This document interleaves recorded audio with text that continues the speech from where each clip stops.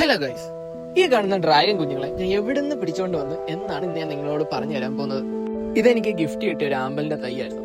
അതിനെ ഞാൻ പൊന്നുപോലെ നോക്കിയപ്പോൾ അതെനിക്ക് സമ്മാനമായിട്ട് ഒരു സുന്ദരിയായ ഒരു പുഷ്പം തന്നായിരുന്നു. അങ്ങനെ ഇരിക്കെ ഞാൻ ഒട്ടും ക്ഷണിക്കാത്ത കുറച്ച് അതിഥികൾ നമ്മുടെ ടാങ്കിലോട്ട് വന്നു.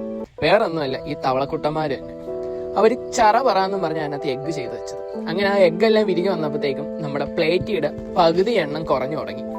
അങ്ങനെ അവരുടെ എണ്ണം കുറയുന്ന കണ്ട് എല്ലാത്തിനെയും പിടിച്ച് പിന്നെ ചട്ടിയിലാക്കി. അതിൽ നിന്ന് വേണ്ടാത്ത യുവമാരെ എല്ലാം പിടിച്ച് ഒരു ചെറിയൊരു ബേസിനിലാക്കിയിട്ടുണ്ട്. പണ്ട് പഠിക്കുന്ന സമയത്ത് പോലും ഈ തവളക്ക് ഇങ്ങനെയൊക്കെ രൂപമാറ്റം ഉണ്ടെന്ന് എനിക്ക് മനസ്സിലായിട്ടേ ഇല്ലായിരുന്നു. ഇപ്പോഴാണ് ഈ പുതിയ പുതിയ അറിവുകൾ വരുന്നത്. പിന്നെ ഒന്നും നോക്കിയില്ല, ഒരെണ്ണത്തെ പിടിച്ച് ഞാൻ ക്യാറ്റ് ഫിഷിന്റെ ടാങ്ക് ഇട്ട് കൊടുത്തു. അവൻ തിന്നോ ഇല്ലയോ എന്നൊന്നും അറിയത്തില്ല, ഞാൻ ആദ്യം ഇട്ടിട്ടുണ്ട്. അതിൽ നിന്ന് കുറച്ച് പ്ലേറ്റീസിനെ എടുത്തിട്ട് നമ്മുടെ ഫ്യൂച്ചറിലോട്ടുള്ള ബ്രീഡിംഗ് പ്രോസസ്സിന് വേണ്ടി നമ്മൾ മാറ്റിയിട്ടുണ്ട്.